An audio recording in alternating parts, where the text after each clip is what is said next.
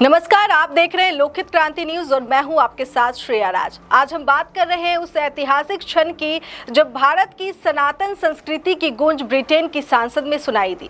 जी हां, देश के प्रसिद्ध कथावाचक और बागेश्वर धाम के पीठाधीश्वर पंडित श्री धीरेन्द्र कृष्ण शास्त्री ने लंदन की ऐतिहासिक हाउस ऑफ कॉमन्स में न सिर्फ भारत का मान बढ़ाया बल्कि महा हनुमान चालीसा का सामूहिक पाठ भी करवाया। इस विशेष आयोजन में यूके की सांसद सीमा मल्होत्रा, हैरो सिटी के मेयर अंजना पटेल, सांसद बॉब ब्लैकमेल और हाउस ऑफ लॉर्ड्स की सदस्य बारोनेस वर्मा जैसी प्रतिष्ठित हस्तियां भी उपस्थित रही। इस कार्यक्रम का उद्देश्य था मानवता, वैश्विक प्रेम और शांति के लिए धीरेन्द्र शास्त्री जी के योगदान को सम्मानित करना।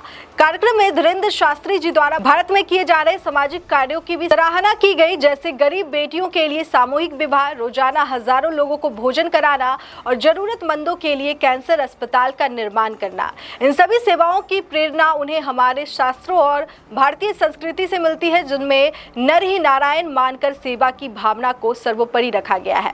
सबसे विशेष क्षण तब आया जब पाकिस्तान मूल के मोहम्मद आरिफ ने सार्वजनिक रूप से सनातन धर्म अपनाने की घोषणा की। उन्होंने कहा कि भागवत गीता पढ़ने के बाद उनका जीवन बदल गया है। इस पर पंडित श्री धीरेन्द्र शास्त्री ने उन्हें आश्वस्त करते हुए कहा, हिंदू धर्म कोई धर्म नहीं बल्कि एक मानवता की विचारधारा है।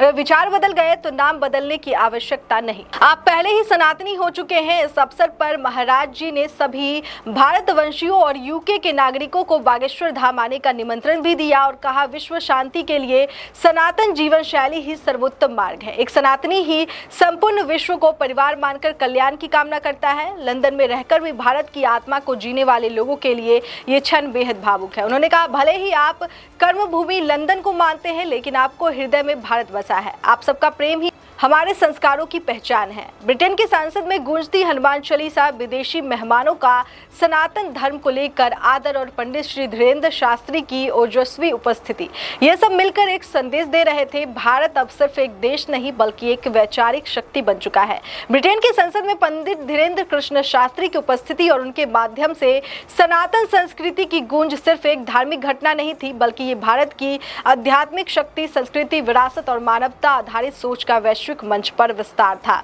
जब विदेश की धरती पर हनुमान चालीसा का पाठ होता है, जब एक पाकिस्तानी मूल का व्यक्ति सनातन को अपनाता है और जब भारतीय संस्कृति को सम्मान मिलता है, तब ये केवल सम्मान नहीं बल्कि हमारी सभ्यता की स्वीकार्यता और शांति के संदेश की जीत होती है।